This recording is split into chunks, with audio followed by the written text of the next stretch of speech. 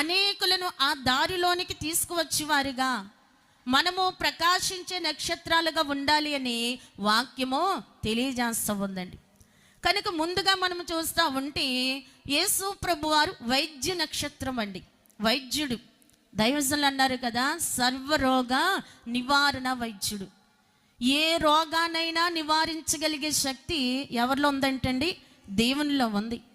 కనుక ఈయనకున్న పేరు ఏమిటి అని అంటే వైద్య నక్షత్రము. రోగమును త్రిప్పి స్వస్థతగా మార్చారంటండి.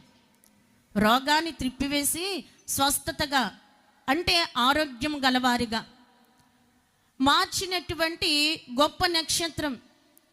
నానావిధ రోగులు అనేక మంది ఆయన యొద్దకు వచ్చినప్పుడు ప్రతి వ్యాధి కలిగిన వారు ఏం చేయబడ్డారంటండి? స్వస్థతను అందుకొని సంతోషంగా వెళ్ళారంట. ఈరోజు ఈ పండుగలోనికి వచ్చామంటే పండుగ ద్వారా మేలు అందుకోవాలి. పండుగ ద్వారా మనకి ఏ మేలు దాచి ఉంచాడో దేవుడు, అది తీసుకొని మనం ఎలా వెళ్ళాలంట? సంతోషంగా వెళ్ళాలి.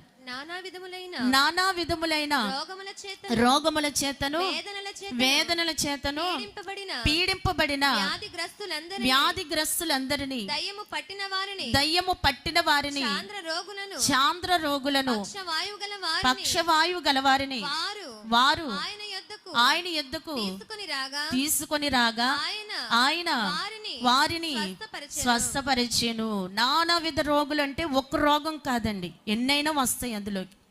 చాలా రోగాలతోటి పడి ఉన్న వారందరూ కూడా యేసు ప్రభు వారు ఆ ప్రాంతానికి వస్తున్నారంటే ఆయన అందరినీ తీసుకువచ్చి ఆయన పాదాల దగ్గర పెట్టేసేవారంటండి.